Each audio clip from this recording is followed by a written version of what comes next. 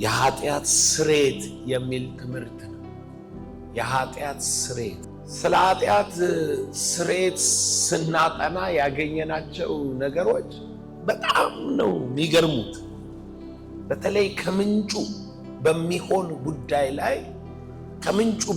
ጉዳይ የኃጢአት ስርየት ሃይማኖት እንደነገረን ኃጢአት ይቅር ተብሏል ማለት አይደለም። የኃጢአት ስርየቱም የሚከናወነው ባንተ ውስጥ ነው። በሌላ አማርኛ እግዚአብሔር ተቀብሎሃል ማለት ነው። ከጎን ላለው ሰው የኃጢአት ስርየት ማለት በለው እግዚአብሔር ተቀብሎሃል ማለት ነው በለው። ይቅር ተብለሃል ሲባል በቃ ይቅር ብያለሁ ሳይሆን እግዚአብሔር ተቀብሎሃል። የእግዚአብሔር ማንነት አንተን አክሴፕት አድርጎሃል። ክብር ለኢየሱስ ይሁን። ስለ ስርየት ስናወራ ስለ ነፍስ ነው ምናወራው። በጣም ብዙ ሰው ስለ ስርየት ሲያወራ ስለ ሴሪሞኒ ነው የሚያወራው። ሴሪሞኒ ስለሚሆነው ሴሪሞኒ ነው፣ ንስሐ ስለመግባት። ነገር ግን ንስሐ ራሱ በአንተ ውስጥ ያለውን ሐሳብ ትተህ የእግዚአብሔርን ሐሳብ ወደ እግዚአብሔር ሐሳብ መመለስ ነው። ንስሐ ይቅር በለኝ ማለት አይደለም፣ እንዳትሳሳቱ። ወደ እግዚአብሔር ሐሳብ መመለስ ነው ንስሐ።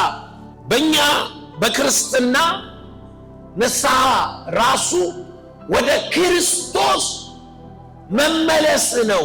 ይኸውላችሁ በጣም ይጸልዩ ሰዎች አሉ፣ ምህረት አድርግልኝ እግዚአብሔር ሆይ የሚሉ አሉ። ከእግዚአብሔር ጋር ግን አይስማሙ። ለምን? የእግዚአብሔር የስርየት መንገድ ኢየሱስ ነው። በሌላ አማርኛ እግዚአብሔር ኃጢአት ይቅር የሚለው ስላንተ ቤዛ የሆነውን ከተቀበልክ ነው እንጂ የሚል በባዶ እግር ተራራ ብትወጣ ንስሐ፣ ምድረ በዳ ብትሄድ፣ በቀን 5-6 ብትሰግድ፣ ምንም ብታደርግ ከእግዚአብሔር ጋር አትታረቅ አይደለ? እሺ 1000 ከብቶች ብታርድ ኃጢአትህን አያጥቡ። እውነተኛ ንስሐ ወደ እግዚአብሔር ሐሳብ መመለስ። የእግዚአብሔር ሐሳብ ደግሞ ማን ነው? ኢየሱስ ነው። ለምን? እሱ ነው ለሰው ልጆች ሁሉ ቤዛ ሁን ብሎ ኢየሱስን ለኃጢአት ስርየት የሰጠው። ኢየሱስ ለኃጢአት ስርየት ሲሞት ኃጢአት በእግዚአብሔር ዘንድ ይቅር የሚባለው በእግዚአብሔር መንገድ ስለ ኃጢአት በተከፈለው ዋጋ ነው። ስለ ኃጢአት አንተ በምትከፍለው ዋጋ አይደለም። ያ የእግዚአብሔር መንገድ አይደለምና፣ የእግዚአብሔር ሐሳብ አይደለምና። ስለዚህ ንስሐ ስትገባ ወደ እግዚአብሔር ሐሳብ ነው የምትመጣው። ንስሐ ራሱ ምንድነው? የሐሳብ ለውጥ ነው። መስዋዕትን አልወደድክም። ስለ ኃጢአት በሚሰዋ መስዋዕት ምን አላለም? ደስ አላለህም። ስጋን ግን አዘጋጀህልኝ አይደለም? በዚያን ጊዜ በመጽሐፍ ጥቅልል እንደተጻፈ አቤቱ ፈቃድህን ላደርግ መጥቻለሁ አልኩ አለና ኢየሱስ ፈቃዱን በማድረግ አለ። ሃሌሉያ! አንድ ጊዜ ስለ ኃጢአት መስዋዕት ከፍሎ ገብቷልና የሚቀደሱትን የዘላለም ፍጹማን አደረጋቸው። አየህ፣ ለኃጢአት ብትሰዋም አልቀበልም አለ እግዚአብሔር። ታዲያ በምንድን ነው ስትል ፈቃድህን ላደርግ መጥቻለሁ ባለው በፈቃዱ ነው የምትመጣው። የገባው ሰው አለ። ስለ ኃጢአት በሚሰዋ መስዋዕት ምን አላለህም? ደስ አላለህም። ነገር ግን ፈቃድህን ላደርግ መጥቻለሁ ባለው በእርሱ ከመጣ ፈቃዱ እሱ ነው። ወደ እግዚአብሔር ተመለስ እና ከዛሬ በኋላ ንስሐ ስትገቡ ሰማይ ብቻ ሳይሆን ሰማይ የሚቀበላችሁ በአንድ መንገድ ነው። ሰማይ የሚቀበላችሁ በራሱ መንገድ ስትመጡ ነው። በዛው ሰማይ አልቋል። አሁን ጥያቄው ያለው እናንተ ውስጥ ነው። የኃጢአት ስርየት እንሂድና ዘሌዋውያንን አንብበን ከዛ በኋላ ወደ ራእይ 12 እንመጣና ከሳሻችንን ባፍንጫው እንደፈዋል። እሱ ላይ ነው ያቆምነው። 17 ቁጥር 11 የሥጋ ሕይወት በደም ውስጥ ነውና ደሙ ከሕይወቱ የተነሳ ደሙ ከምኑ የተነሳ ደም ስለሆነ ኃጢአት ያሰረያል አላለ። ደም ውስጥ ምን ስላለ? ሕይወት ስላለ ደሙ ከሕይወቱ የተነሳ ያስተሰርያልና። ደሙ ከምኑ የተነሳ ነው የሚያስተሰርየው? ከሕይወቱ የተነሳ ያስተሰርያልና በመሠዊያ ላይ ለነፍሳችሁ ማስተሰየሪያ ይሆን ዘንድ እኔ ለእናንተ ሰጠሁት። እግዚአብሔር የኃጢአት ስርየት በደም ውስጥ ነው አለ። ለምን? ደም ውስጡ ምን አለ? ሕይወት አለ። ከጎን ላለው ሰው የኢየሱስ ደም ከኃጢአት ሁሉ ያነጻል። ለምን መሰለህ? የኢየሱስ ሕይወት በደም ውስጥ አለ። የኢየሱስ ምን አለው? ደሙ። አሁን የኢየሱስ ደም ከኃጢአት ያነጻል ሲል ደሙን ያፈሰሰው በግ ቢሆን ኖሮ አለ ጳውሎስ ዕብራውያን ላይ፣ በግ ቢሆን ኖሮ ኃጢአትን ማንጻት ምን ስለማይል ስለማይችል፣ ማይችል የሚለው እኮ ምኑ ነው? ኮንቴንቱ ነው። ለስርየት እኮ ተረጭተዋል። ኃጢአትን ግን ሊያስወግድ ምን አላለም? አልቻለም። አቅም አልባ ሆነ። የበጉ ደም የሰው ብለን እንውሰደው። የሰው ደም ደግሞ መጣና ተሞከረ። ሲሞከር የሰው ደም እግዚአብሔርን ጽድቅ ማምጣት ምን አይልም? አይችልም። በራሳቸው ደም ሊድኑ የሚወዱ ቢኖሩ ይድኑ ዘንድ አይችሉም። ለምን? ደሙ ማዳን ስለማይችል። ነገር ግን ኃይለኛ ደም ተገኘ። ዕብራውያን 9 ላይ ሄዱና ይሁት ዕብራውያን 9:23 ተመልከቱት ምን እንዳለ። 9:22 ላይ እንደ ሕጉ ከጥቂት በቀር ነገር ሁሉ በደም ይነጻል አለ። በደም ይነጻል። ደም ሳይፈስ ስርየት የለም ማለትና አሁን አንድ ፓወርፉል ደም አመጣ። ምን የሚል? እንግዲህ በሰማያት ያሉት የሚመስል ነገር በዚህ ሊነጻ እንጂ በሰማያት ያሉት ራሳቸው ከነርሱ ይልቅ በሚበልጥ መስዋዕት ሊነጹ የግድ ነው።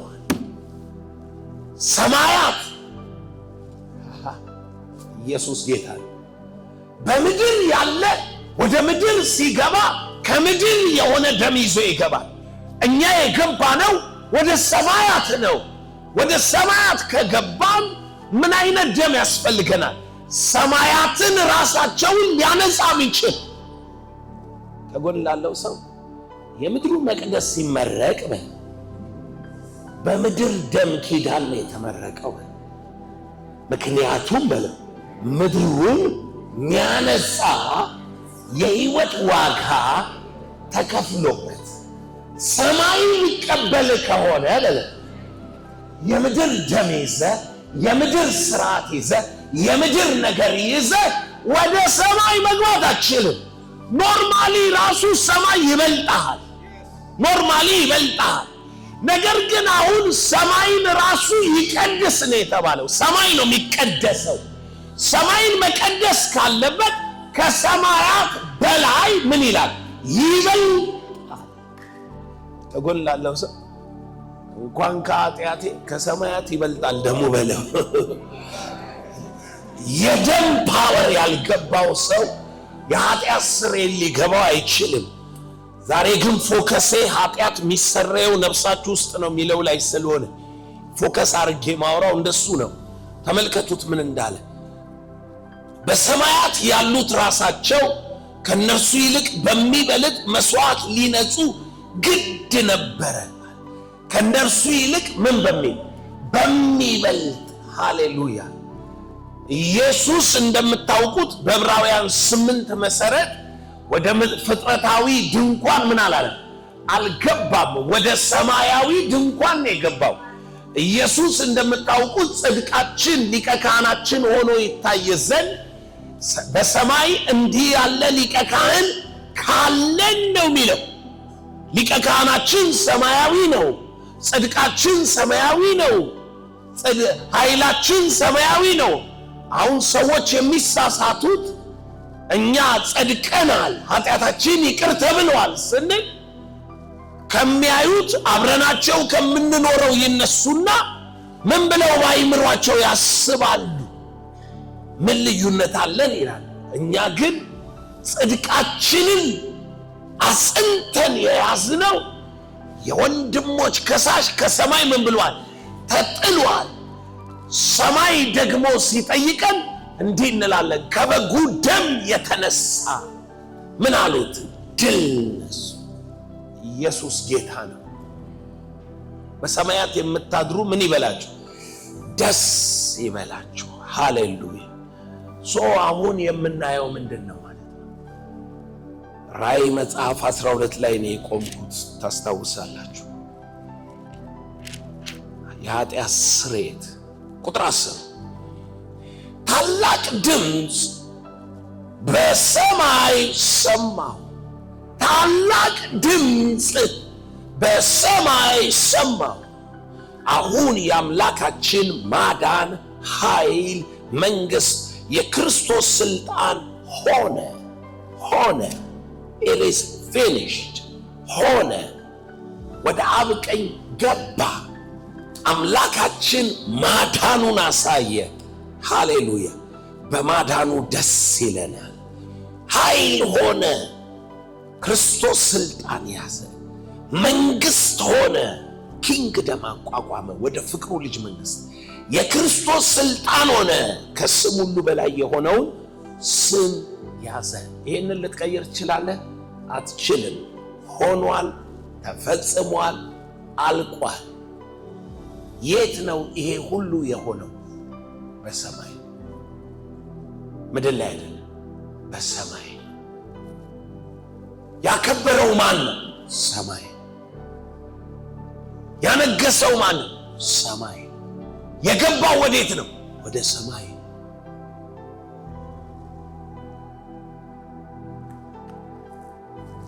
ማዳኑ የተረጋገጠው የት ነው?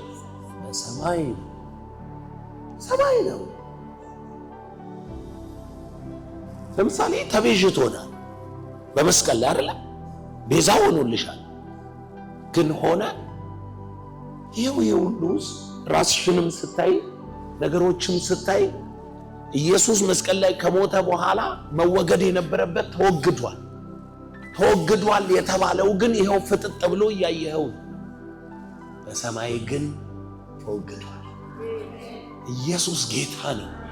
ለምን? በራሱ ሰውነት ወዴት ነው የገባው? ወደ ሰማይ ነው የገባው። ከዛስ አሁን የአምላካችን ማዳን ሆነ እና ቀንና ሌሊት በአምላካችን ፊት የሚከሳቸው የወንድሞች ከሳሽ ተጥሏል። ከጎን ላለው ሰው ሰይጣን በሰማይ የለም በል። አሁን በል በእግዚአብሔር ፊት በእግዚአብሔር ሕልውና ወንድሞችን የሚከስ የወንድሞች ከሳሽ ተጥሏል። የለም በቃ 100% የምነግራችሁ ሰይጣን በሰማይ ላይ የለም። ከዚህ በኋላም ደግሞ አይገባም። አትፍራ። ኢዮብ ሊከሰው ሁለተኛ መጣ ስለሚል ተመልሶ የሚመጣ እንዳይመስል። ከዚህ በኋላም ደግሞ አይገባም። በሰማይ ለእግዚአብሔር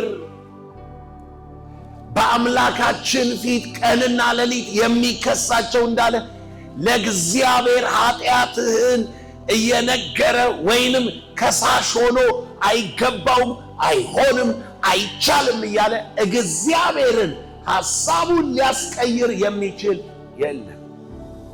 አንዳንድ ሰው የኢዮብን ታሪክ ይወስድና ከራሱ ጋር አመሳስሎ እግዚአብሔር ሊፈትነኝ እኔ ልንገርህ፣ እግዚአብሔር ጨርሷል። እግዚአብሔር አሁን አንተንም አይፈትንህም። ምን ብሎ ይፈትናል? ምንድነው የሚፈትንህ? ንገረኝ። እምነታቸው ይፈተን እኮ። ምንና ተፈተን? ምን የእምነትን ገድል ምን በል ተጋደል። መጋደል ማመን በክርስቶስ የሆነልህን ማጽናት ነው እንጂ አንተን እግዚአብሔር ልጅህን ነጥቆ ኑሮን በትኖ እያስፈራራ በበሽታ እየመታ የሆነ ነገር አድርጎ እምነትህን አይፈታተነውም።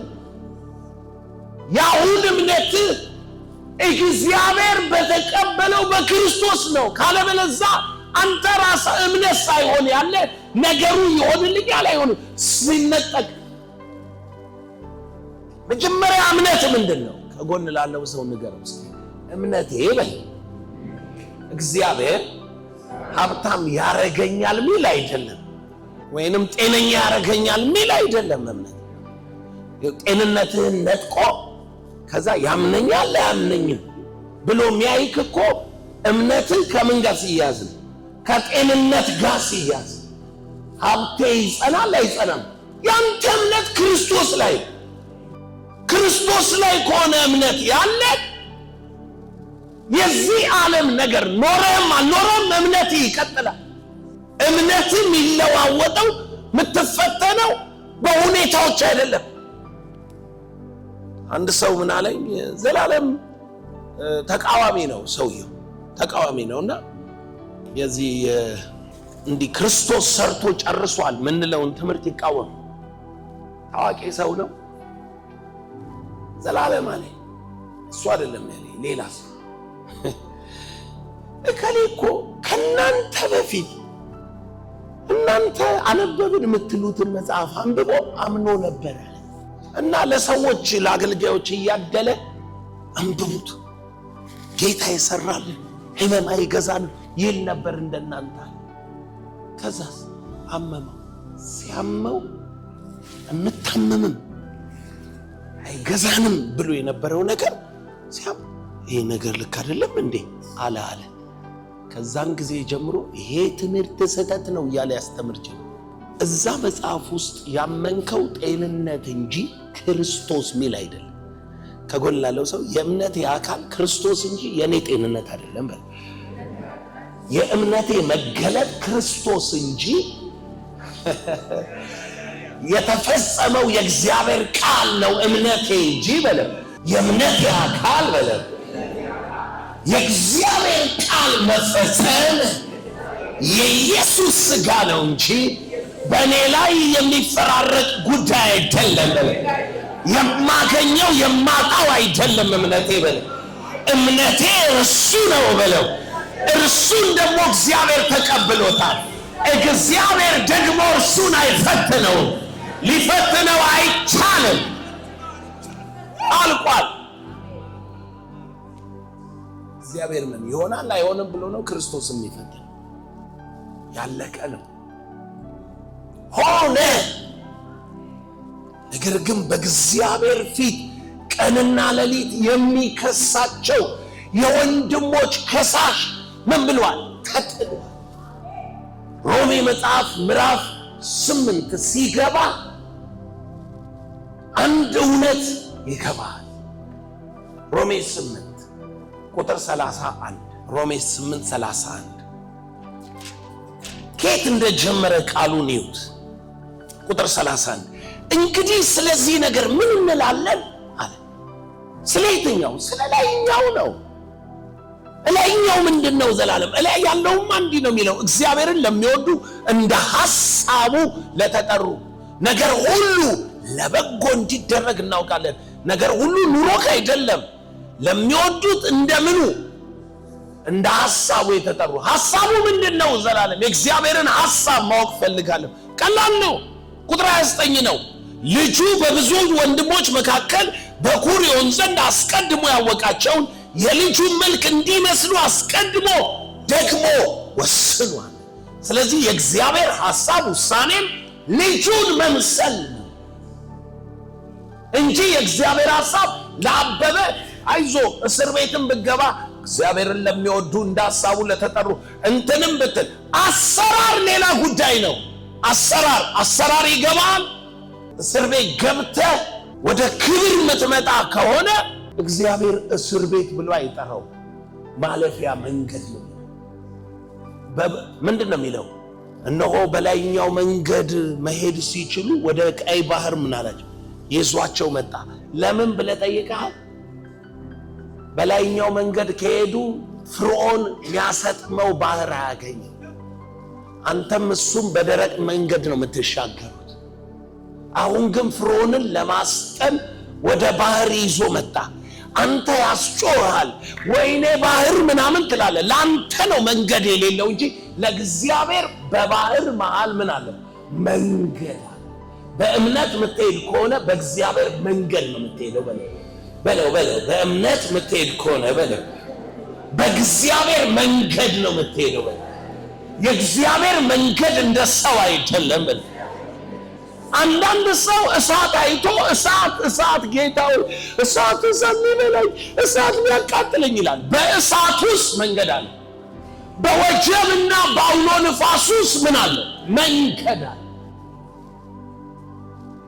አንድ ልጅ ባለፈው 15 ቀን ቸርች መጣ። በቀደም እዚህ ተናግሬው ያለው መሰለኝ ትንቢቱ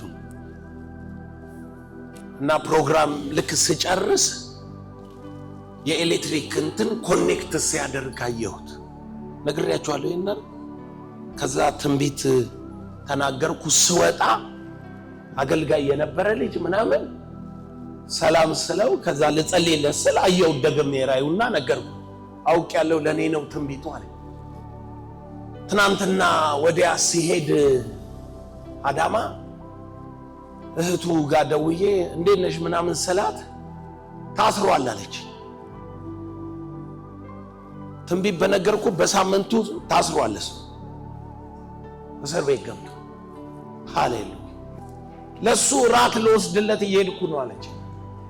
ቆይ መጣው ብያት በመኪና ከቤታቸው ፒክ አርጌ እሷንና ልጇን እስር ቤት ሄድ። ስንገባ ግቢ ውስጥ ቁጭ ብለዋል። እሺ እንዴት ነህ ስለው ደህና ነኝ አፖስትል አላስተዋልክም እንጂ ትንቢት ነግሬህ ነበር፣ እግዚአብሔር ለይሃለሁ መልካም ይሆንልሃል ብሎኝ ነበር። ለካ ልጁ በመንፈስ ኮኔክት ሲያረግ ወደ ራሱ ኮኔክት ማድረጊያ መመለስ ነበር። በሶስተኛው ቀን አለ እስረኞች ሁሉ በቃ ሊተከዜ ምናምን ሙስሊሞች ምናምን ናቸው አለ የሞሉት። ከዛ ሶስተኛው ቀን ላይ ታርኩኛል ወደዛ ወደ ድሮ ወንጌላዊነቴ መንፈስ ተመለስኳል። ደጅ ቢሆን አይመለስ ብድግ አልኩና ለመሃል ላይ እዚህ ያዘንን ምናምን መቀጠል የለብንም እንጸልይ አልኳቸዋል። እሺ እንጸልይ አሉ። እየጸለይኩ እያለ አለ ወፍ ኪሴ ውስጥ ገብታ 2 እንቁላል ስትጥል ራእይ አየዋል። ተመለሰ መንፈስ። ምን ማየት ጀመረ? አየህ መንገዱን አላወቁም አይደለ? ዘወትር በሐሳባቸው ምን ይላሉ? በክርስቶስ ነፃ ወጥተናል እያል መንገዱን ካላወቅን፣ የእምነት መንገድ ምን እንደሆነ ካላወቅን፣ እኛ ነፃነት ምንለው የኛ አይነት ነፃነት፣ አሸናፊነት ምንለው የኛ አይነት አሸናፊነት፣ ክብር የምንለው የኛ አይነት ክብር፣ ብልጥግና ምንለው የኛ አይነት ብልጥግና ነው። ኢየሱስ ጌታ ነው። የኛ ማለት አሕዛቦቹ ሚሉት አይነት ምን አለ? በአሕዛብ መንገድ ምን አትበሉ አትሂዱ አላላቸው? ከፍ አድርገን መጋረጃ ከላይ ተከፈተ፣ አይን ተከፈተ። ከዚህ በኋላ በአሕዛብ መንገድ አትሄዱ፣ በአሕዛብ ስርዓት አትወጣ። መንገድ የታምራት ይሆናል፣ የታምራት ይሆናል፣ የታምራት ይሆናል፣ የታምራት ይሆናል፣ የታምራት ይሆናል። በምድረ በዳ ትሄዳለህ፣ አያቃጥልህም አይደለም? ከድንጋይ ውስጥ ዘይት ይፈልቅልሃል፣ ከአለት ውስጥ ውሃ ይወጣልሃል። አትዘራም፣ አታጭድም፣ ጎተራ የለም፣ ግን ትበላለህ፣ ትጠግባለህ፣ አይጎድልብህም። ንፋስም አታይም፣ ደመናም አታይም። የቆፈርከው ሸለቆ ውሃ ይሆናል፣ ሁሉ እንደ ድምፁ ይሆናል። ምን ማለት ነው? ዛሬ ድምፁን ብትሰሙ፣ ዛሬ ምኑን ብትሰሙ ወደ ምኑ ትገባላችሁ? ወደ ረፍት። ረፍት በድምፅ ውስጥ ነው ያለው እንጂ ረፍት ያለው አንተ በወሰንከው በዛ አቅጣጫ አይደለም። ኢየሱስ ጌታ ነው። እና ይሄ ልጅ ምን እንዳለ ይልንገራችሁ። ያቺን ወፍ አይቻል እንቁላል የጣለች ወፍ ምንድናት እያልኩ ወዲያውኑ አለ 7 ያደረጉ ታፍሰው ገቧል። እንደመጡ እንዳየኋቸዋል። እንኳን ደህና መጣችሁ፣ የእግዚአብሔር ልጅ ለምክንያት ነው ያመጣችሁ አልኳቸዋል ብለው ከዛ አንድ መሪያቸው የሚመስል አለ ክርክር ጀመረ። ኢሳ እንደዚህ እንትን እንዲህ እያልን ስንከራከራል ውስጤ እርግጠኛ ነው አለ 2 ምርኮ። ኢየሱስ ጌታ ነው። ከዛ አወራኋቸው፣ ተከራከሩኝ። እንትን ብቻ አይደለም መገለጥ ነገርኩት ለአንዱ አለ። እንዴት ታውቃለህ አለ። ምልክት ልንገራችሁ፣ ነገ ትወጣላችሁ። በንጋታው ፖሊሱ ጠራቸው። የእናንተ ጉዳይ ወደ ላይ ተልኳል፣ የምትወጡበት ምክንያት የለም፣ እያንዳንዱ ተጣርተህ ወደ ፍርድ ቤት ትቀርባታለህ፣ ትበሰብሳለህ ብሎ መለሳቸው። ገብተው አንተ ቅድም ነገ ትወጣላችሁ አላልከንም አለው። ይኸውላችሁ ወደ እምነት መጡ ማለት ነው። ለአንተ ተቃወሙት ነው የሚታየው። አምነው ነበር ማለት ነው። እስክሪብቶ አምጧል። እስክሪብቶ ተቀበልኩና ስም ማን? አብዱረዛቅ ወጣት ማን አንተ? እንትና 7ቱንም ጽፍ ያለ ተለካል አልኩኝ። ጅል ነው አይነት ነው ያዩኛል። 10 ደቂቃ አልቆየም ማለት መጣና ፖሊሱ ኑ እንትና ኑ አላለ። ልክ ስማቸው እንደጠራውና ሲወጡ አለ ተደውሎ ከላይ ልቀቋቸው ተብሏል።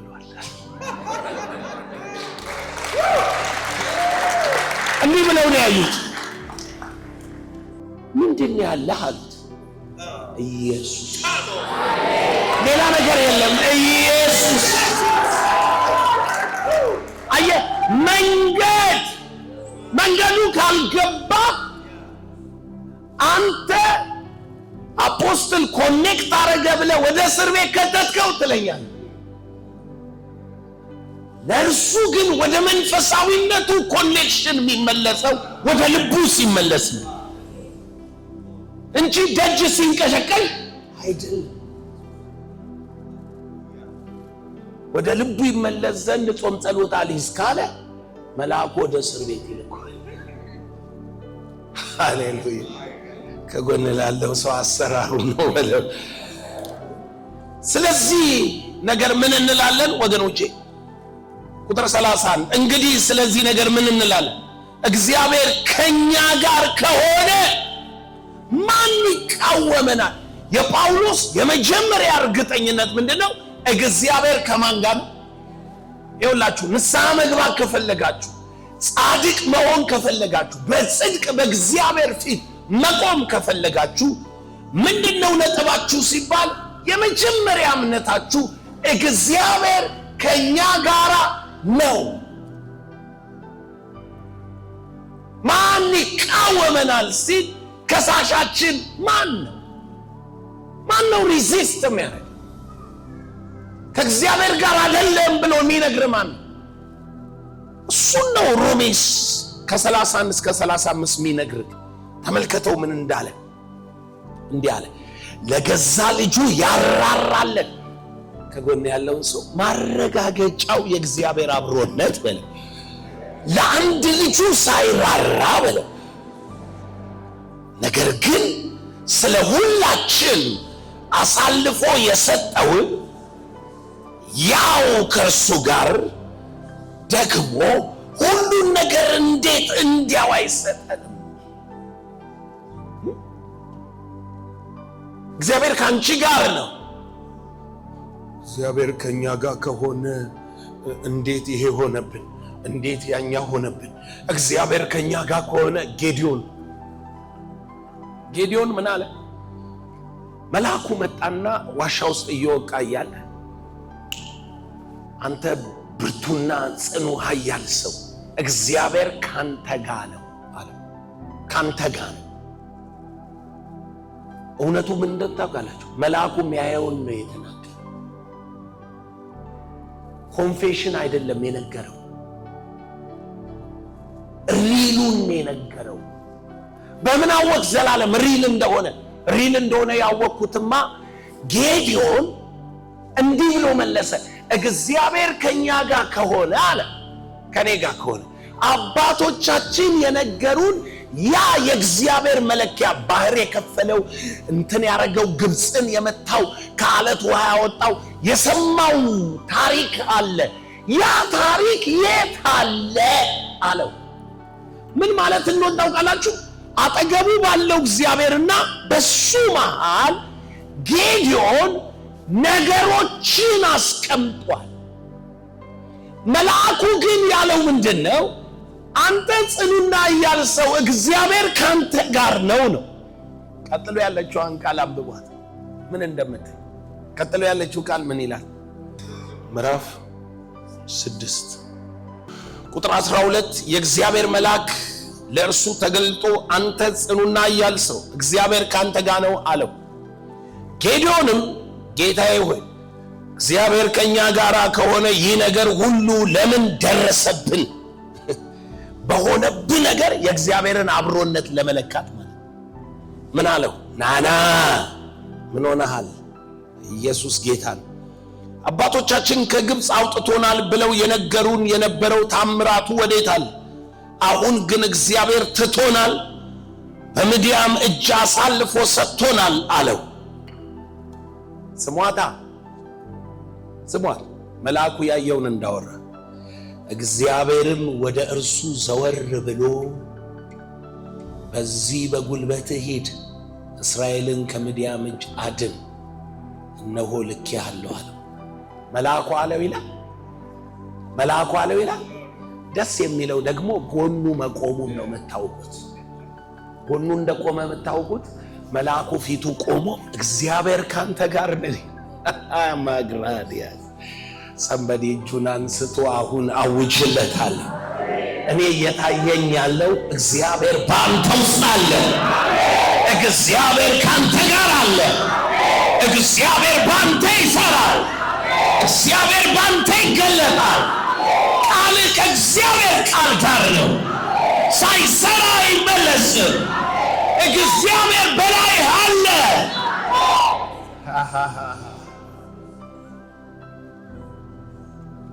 ፊቱ የቆመው መልአክ አለው አይልም። እግዚአብሔርም ወደ እርሱ ዘወር ብሎ አይደለም ይላል። እግዚአብሔር ወደ እርሱ ዘወር ብሎ ሄይ አም ሂር። መልአኩ ያለው እኮ እኔን ነው፣ አብሬክ ነኝ።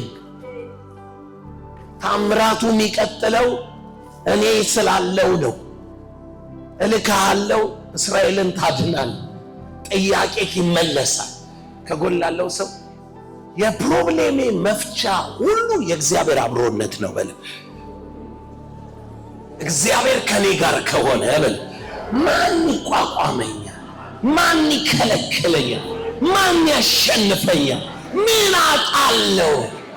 ስለዚህ በል እግዚአብሔር ከኔ ጋር እንደሆነ ለአንድ ልጁ ሳይራራ ሲሰጠኝ አወቅሁ። ለአንድ ልጁ ምን ሳይል በቃ ማረጋገጫው የእግዚአብሔር አብሮነት እንትን መሆኑ እንትና መስራቱ መጽሐፍ ቅዱስ ላይ የነበረው ምናምን አይደለም። የእግዚአብሔር አብሮነት ማረጋገጫው ለአንድ ልጁ ሳይራራ ስለ ሁላችን፣ ስለ አንዳንዶች አይደለም፣ ስለ ሁላችን አሳልፎ ከሰጠው። ጥያቄ ብለህ ያመጣከውን ሲያጣጥልብህ ጥያቄ ብለህ ይዘህ ይመጣው ይሄ ከሆነ ለምን እንዴት እንዲያው ከእርሱ ጋር አይሰጠን? ያንተ ጥያቄ ከኢየሱስ ጋር ተመልሷል። ምንድነው ጥያቄ? ፈውስ ነው። በመገረፉ ቁስል ተመልሷል። ምንድነው ጥያቄ? ሰይጣን ነው ከእግር ስር በስሙ ተቀጥቅጧል። ምንድነው ጥያቄ? ጥያቄ ብለህ ያስከው ያልተሰጠህ ምን አለ? ያልተደረገልህ ምን አለ? ያልሆነልህ ምን አለ? ያልሆነልህ ያልተሸነፈ በኢየሱስ ለአንድ ልጁ ሳይራራ ሰጥቷል። በኢየሱስ ያልሆነ ምን አለ? ምንም የለም። ስለዚህ አንተ ጥያቄ በኢየሱስ ተመልሷል። መለኪያ አርጎ ስታንዳርድ አርጎ ያመጣው ማንን ነው? ለአንድ ልጁ ሳይራራለን እንዲያው ከሱ ጋር ሁሉ እንዴት አይሰጠን? ሁሉ ተሰጥቷል። ከጎን ላለው ሰው እግዚአብሔር ካንተ ጋር ነው በለ። እግዚአብሔር ከኛ ጋር ከሆነ ማን ይቃወመናል? ለገዛ ልጁ ያራራለን፣ ነገር ግን ስለ ሁላችን አሳልፎ የሰጠው እንዴት እንዲያው ከእርሱ ጋር ሁሉን አይሰጠን? እግዚአብሔር የመረጣቸው ማን ይከሳቸዋል? የሚያጸድቅ እግዚአብሔር ነው። የሚኮንን ማን ነው? ከጎን ላለው ሰው ለካ እግዚአብሔር ዘንድ በለ ኃጢአተኛ አይደለሁም፣ ከሳሽ የለኝም። በእግዚአብሔር ዘንድ ኃጢአቴ መታሰቢያ የለውም በለ። ኃጢአተኛ ከሆንኩ በለ የምሆነው እዚሁ ነው በለ፣ ነፍሴ ውስጥ ነው በለ፣ በራሴ ጥያቄ ነው በለ። በእግዚአብሔር ዘንድ ግን በለ ጸድቄያለሁ፣ ከብሬያለሁ፣ መርጦኛል። እግዚአብሔር የመረጣቸውን ማን ይከሳቸዋል? የሚያጸድቅ እግዚአብሔር ነው። የሚኮንን ማን ነው? ኦኬ። አንዳንድ ሰው ልክ እንደዚህ ሲባል ምን ብሎ በአይምሮ ያስባል? እንደፈለግኩ ልኖራ እግዚአብሔር ጋር ምንም ስለሌለ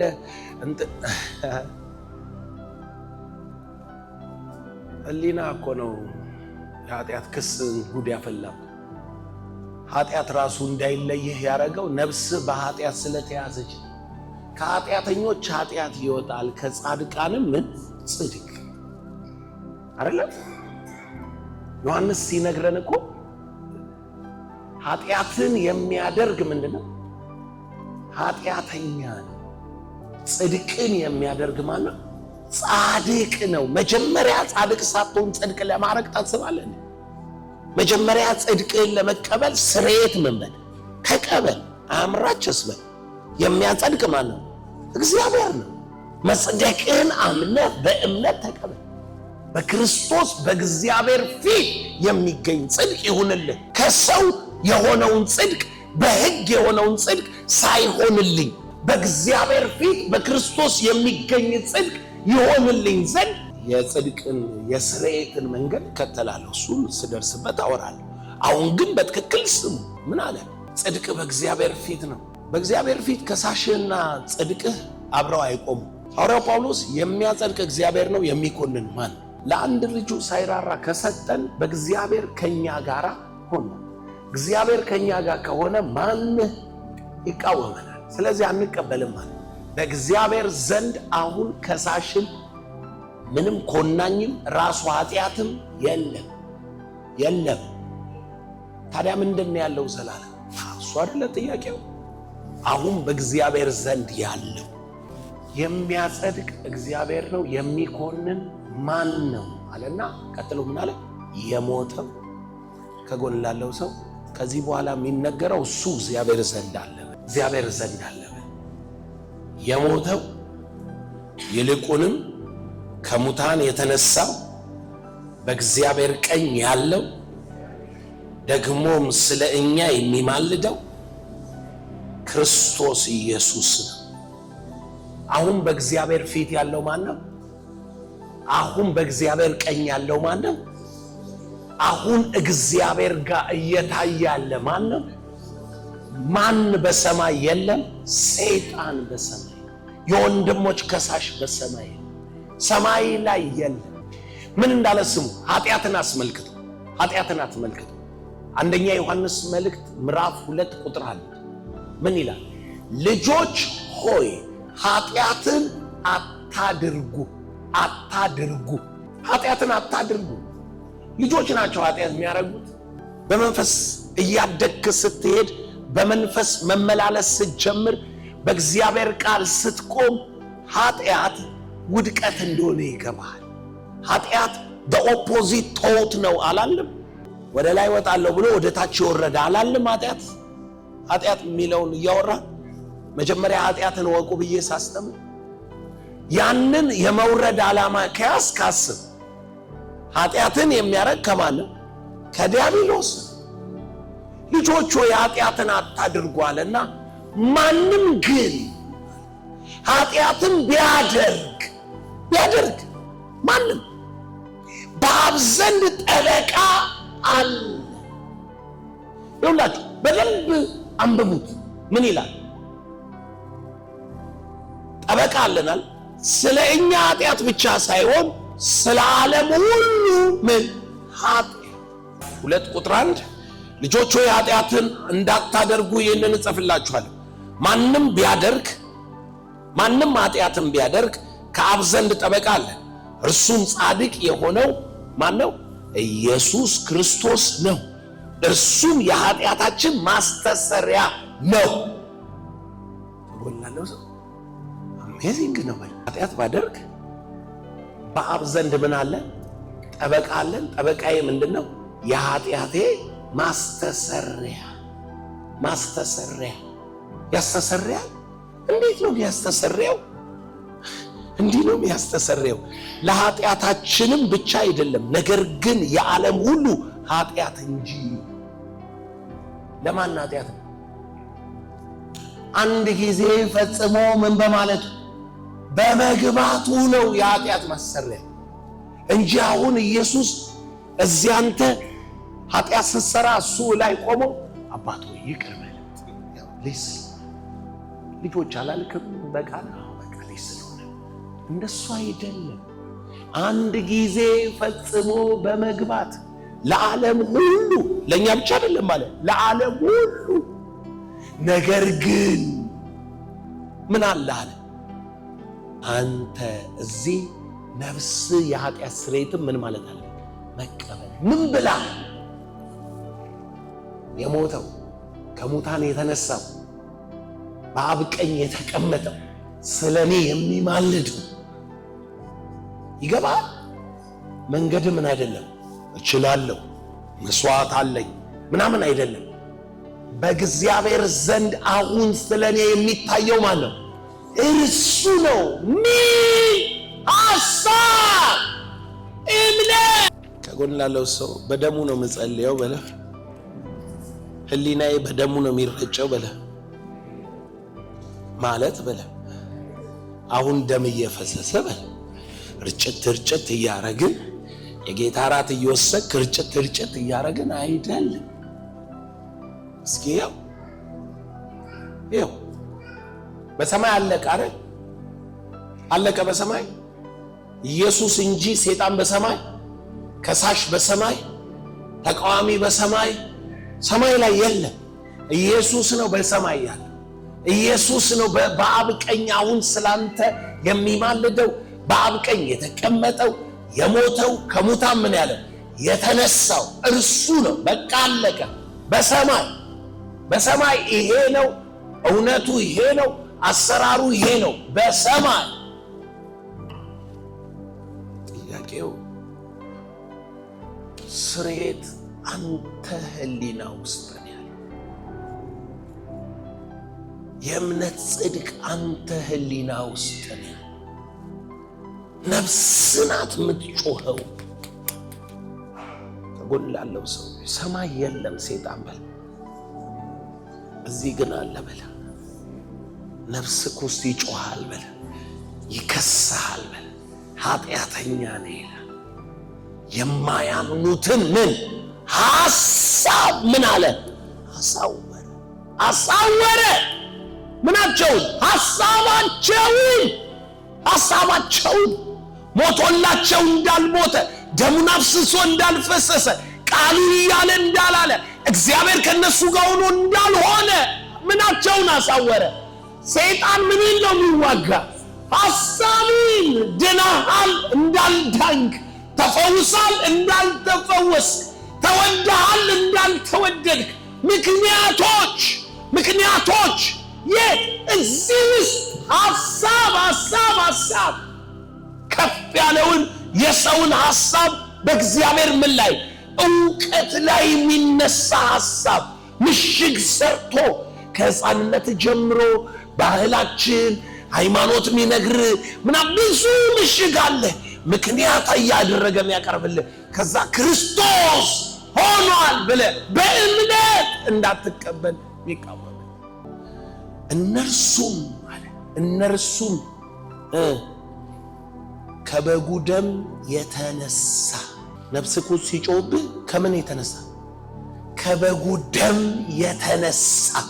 ዕብራውያን 9 ቁጥር 13 ስሟት ችንጋል። የኮርማዎችና የፍየሎች ደም በረከሱትም ላይ የተረጨ የጊደር አመድ ስጋን ለማንጻት የሚቀድሱ ከሆኑ ነውር የሌለው ሆኑ በዘላለም መንፈስ ራሱን ለእግዚአብሔር ያቀረበ የክርስቶስ ደም እንዴት ይልቅ ሕያው እግዚአብሔርን ልታመልኩ ከሞተ ሥራ ህሊናችሁን ያነጻ።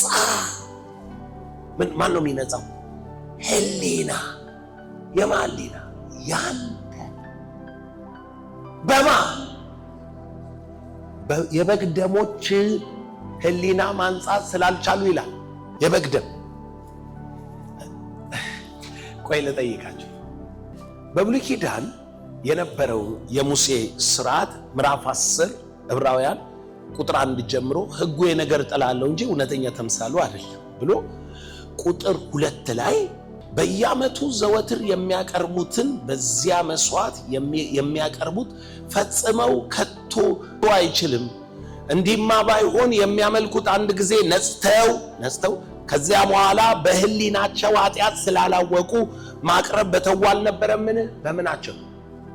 በህሊናቸው። በብሉይ ኪዳን በግ ይዞ ይመጣል። የደሙ ሚስጥር ነግራችኋል። በግ ይዞ ይመጣል። ሰውዬው ካህኑ ይመጣል። ስርየት ምን እንደሆነ እጁን የጭንበትና በጉ ላይ ይናሰሳል። ወርድ፣ ቶት፣ ሐሳብ፣ ጠላትነት የነበረውን ነገር ሁሉ በጉ ላይ ምን ይሏል? ይናሰሳል። የሱን ኃጢአት ማን ይሸከማል? በጉ ይሸከመዋል። ትራንስፈር ያደረገው ምኑን ነው? ሐሳቡን ነው። ሐሳቡን ነው ትራንስፈር ያደረገው። በጉ ንጹህ ነበረና የሰውየውን ኃጢአት ተሸከመ። ሰውየው ግን የበጉን ሕይወት አይካፈልም። ከጎን ላለ ሰው በደሙና በምስክሩ ቃል መሃል ያለው ልዩነት ይሄ ነው በለ። ደሙ በለ ያንተን ኃጢአት ይሸከማል።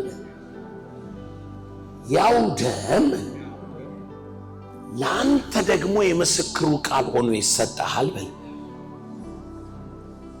ይገባል የምለው ልክ ይሄ ማለት ይሄ የተሸከመው ኃጢአቱን ይፈታና ወደ በረሃ ይሄዳል።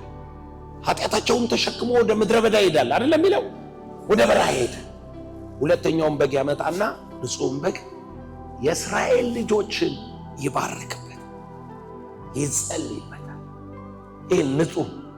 ከዛ በኋላ እግዚአብሔር የሰጣችሁ የኪዳን ደም ይሄ ነው ይልና ያኛው ሄዷል። ይሄ ነው ይልና ወደ ምን ይዞት ይገባል? ወደ ቅድስተ ቅዱሳን ገብቶ በስርኤት መክደኛው ላይ ያንጠባጥባል። የስርኤት መክደኛው ማለት እግዚአብሔር ከአንተ ጋር የምነጋገርበት ከስርኤት መክደኛው ሆኜ ምን እልሃለሁ? አናግርሃለሁ። የተቋረጠው ድምፅ ነበር አይደል? ልክ ሲገባ ከሰማይ ሆሊ ስፒሪት ድምፅ ወደ ምድር አልመጣም። አልገጠመላችሁ። ቸኮልኩ መሰለኝ። ይኸውላችሁ የስርየት መክደኛው ሊቀ ካህኑ ይዞ ገብቶ ልክ ስርየት መክደኛዋች ብትሆን ታቦቱ ላይ ያለችው ደሙ ንጹሕን ደም ወደ እግዚአብሔር የገባው ጠብ ጠብ ያደርጋል። ኃጢአትን የተሸከመው ወደ ምድረ በዳ ሄዶ ኢየሱስ ከከተማ ውጪ ስለኛ እርግማን ሆኖ ኃጢአት ሆኖ የእግዚአብሔር በግ ነዋ። እኛን ተሸክሞ ወደፊትም ወደ ኋላም ወደ ጎንም ያለውን ኃጢአትን ሁሉ ምን ብሎ ተሸክሞ አንድ ጊዜ በማቅረብ ጨረሰ። ከዛስ የተስፋ ቃል ወራሽ እንድትሆን በሞቱ ያጸናውን ይዞ በአብ ቀኝ ገባ።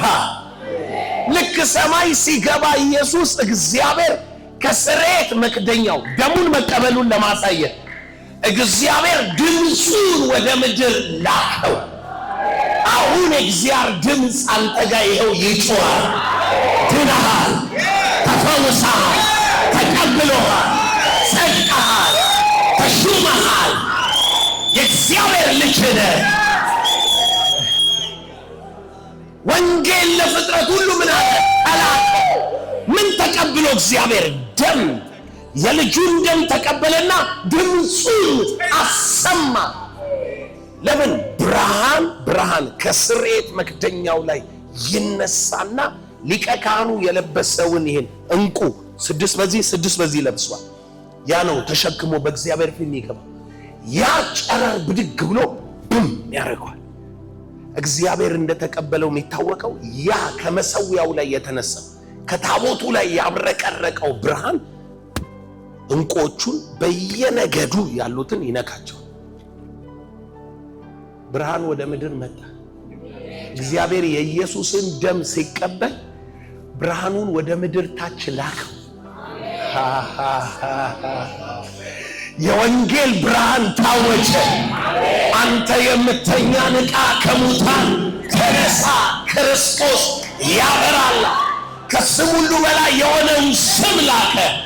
በስሙ የኃጢአት ምን አለ? ስርየት ያለው እግዚአብሔር ኢየሱስን ስለተቀበለው በስሙ ከስም ሁሉ በላይ በሆነው ስም ስርየት አለ። ስርየት በበግክ የለም፣ በእግር በመሄድ የለም፣ በመስገድክ የለም፣ በጉልበትክ የለም፣ በምንም ውስጥ ስርየት የለም። ስርየት እግዚአብሔር በተቀበለው ደም ሪፍሌክት ባደረገው እግዚአብሔር ብርሃን ነጸብራቅ ውስጥ ተቀብያለሁ ባለው በዛ ድምፅ ውስጥ ነው ስሬት ያለው እና የኮርማዎችና የፍየሎች ደም ኃጢአትን አያስወግድም። ምናቸው ውስጥ ነው ያለው ኃጢአቱ?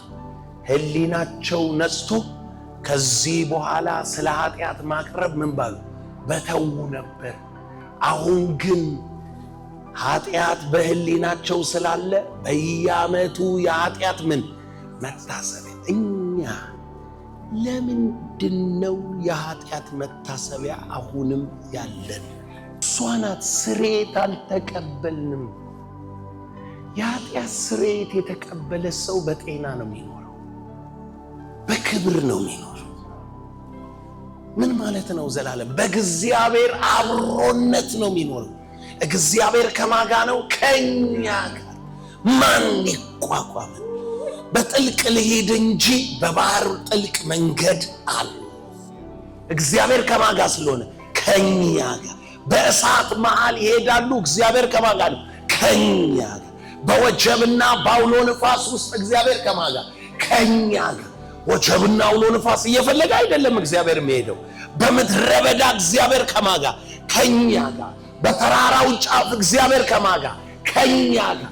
ነጥቡ እግዚአብሔር ከኛ ጋር ነው። በምንም ብንሄድ አንፈራም፣ አንሸነፍም፣ አንጣልም፣ አንወድቅም። that's our faith። እግዚአብሔር ከኛ ጋር እና ሮሜ 8ን ያነበበ ሰው ሮሜ 9 ላይ መጥቶ የኃጢአት ስርየት በደሙ ያለው እኔ ህሊና ውስጥ ነው። እንዴት ነው የኃጢአት ስርየት እኔ ህሊና ውስጥ ያለው?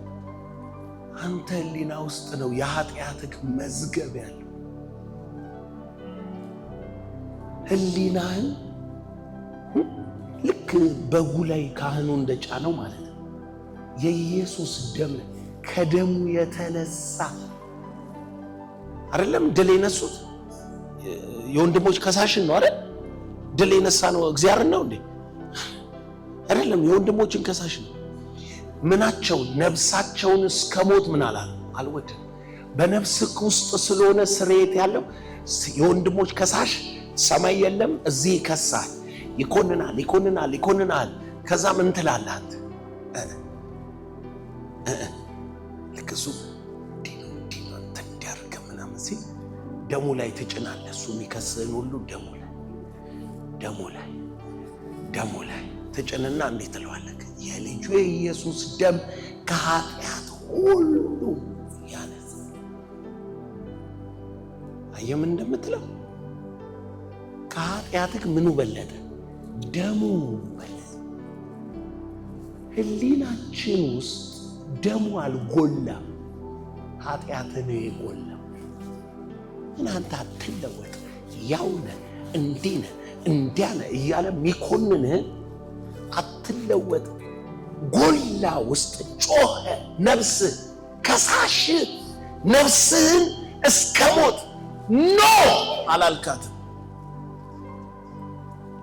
ነፍሴን አለ ዳዊት የእናቱን ጡት እንዳስጣሉት በውስጤ ምን አልኳት? ዝም በይ አልኳት። ዋይ! ምክንያቱም ነፍሴ ውስጥ የሚጮህ አለ፣ ከሳሽ አለ፣ ድምፅ አለ፣ አትችልም ሚል፣ ምን ስለሆንክ ሚል አለ። ከሳሽ የታለ እግዚአብሔር ሚል አለ። ከሳሽ ድምፅ ሰካራም ነህ ሚል ማረጋገጫ ያመጣልህ። ማረጋገጫ ጠቅሶ ደሃ ነህ ሚል የተረገምክ ነህ። ኢዮብን እንዴት ነበር የሚኮንኑት? ኃጢአት ነው ይሄን ያመጣብህ። ደሃ ነህ ሲል እኮ ደሃ መሆንህን አይደለም፣ ኃጢአት ስላለብህ እግዚአብሔር ደሃ አድርጓል። እግዚአብሔር ጋር ነው ዞሮ የሚመጣው። አልተቀበለም። ወንጌል ደግሞ ምን ብሎሃል ነው የሚለው? ተቀብሏል፣ ጸድቀሃል፣ ተቤዥቷል፣ ተፈውሰሃል። ድምፁ የሚለው ተቀብሏል።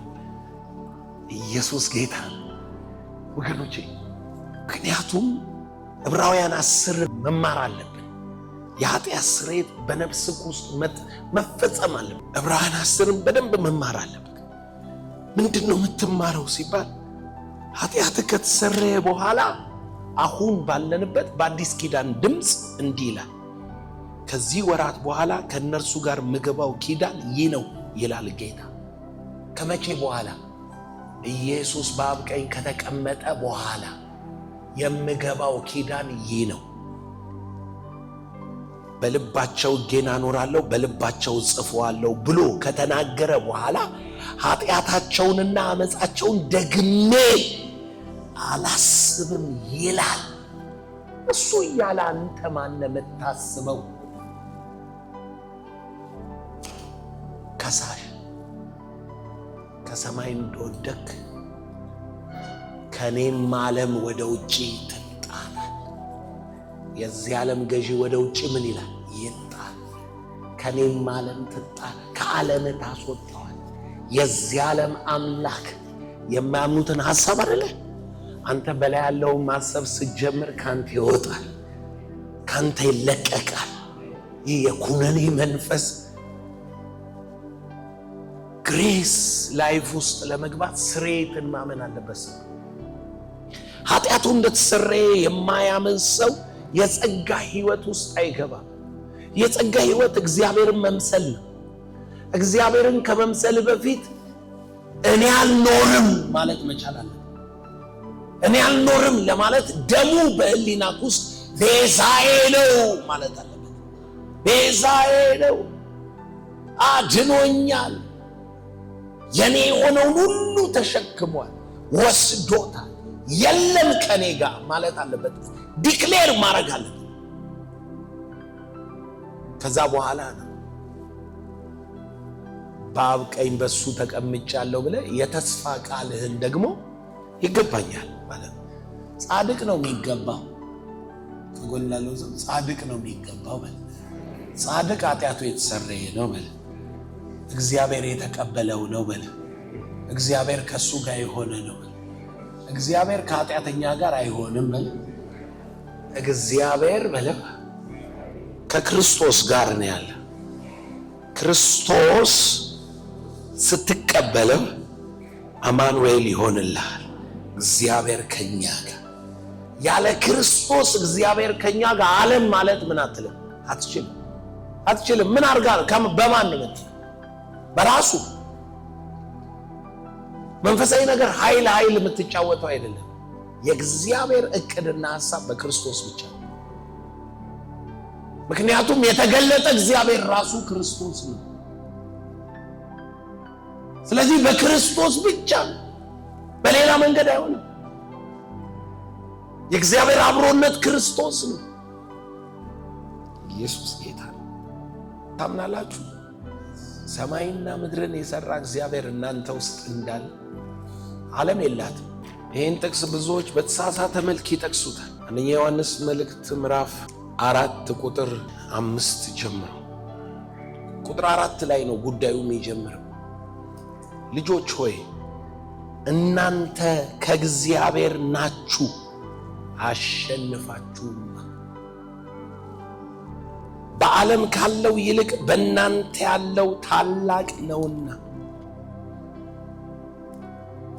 በዓለም ካለው ይልቅ በእናንተ ያለው ምን አለ ከላይ? ልጆች ሆይ እናንተ ከእግዚአብሔር ናችሁ፣ አሸንፋችሁ። በዓለም ካለው ይልቅ በእናንተ ያለው ታላቅ። በዓለም የለም እግዚአብሔር። በዓለም ካለው ይልቅ በእናንተ ያለው ከሚለው በፊት እናንተ ከእግዚአብሔር ናችሁ፣ አሸንፋችሁ። እነርሱ ከዓለም ናቸው፣ ስለዚህ ከዓለም የሆነውን ይናገራሉ፣ ዓለም ይሰማቸው። እኛ ከእግዚአብሔር ነን። እግዚአብሔር የሚያውቅ ይሰማናል፣ ከእግዚአብሔር ያልሆነ አይሰማንም። የእውነትን መንፈስና የስህተትን መንፈስ በዚህ እናውቃለን። እኔን ይገርመኝ ልገራቸው። ስህተት የሚሉ ሰዎች ስህተት እንደሆኑ ታውቃላችሁ። ከጎን ላለው ሰው መታመምን የሚነግሩክ ከእግዚአብሔር አይደሉም።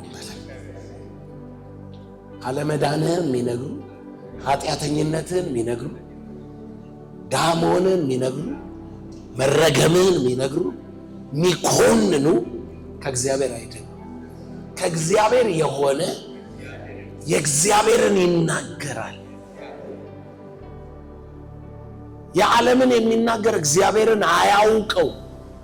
እግዚአብሔርን የሚያውቅ ሰው የእግዚአብሔርን ቋንቋ ነው የሚናገረው። ጠበቃ ማለት ምን ማለት ነው? ምን ይለዋል መሰላችሁ? ማንም ኃጢአትን ቢያደርግ በአብ ዘንድ ጠበቃ አለን፣ እርሱም ጻድቅ የሆነው ኢየሱስ ክርስቶስ። በአብ ዘንድ ጠበቃ አለን። ጠበቃ the same confession ማለት ነው። የኔ አፍ ማለት ነው። አፌን እኔ ማስረዳት ማልችለው የሚያስረዳልኝ ማለት ነው። ይገባችኋል? ጠበቃዬ ከሳሽ አቆመ እንዳታስበው፣ ሰማያውን ከሳሹ ስለተጣለ ጠበቃዬ ለኔ ብቻ ሳይሆን ለዓለም ሁሉ ኃጢአት አንድ ጊዜ የፈጸመውን ያንን ብቻ ነው የሚያስተጋባው። ሰሞኑን ዘላለም ደክሟል አይልም። በሰማይ የሚያስተጋባው አንድ ጊዜ ፈጽሞ በማቅረብ የተቀደሰው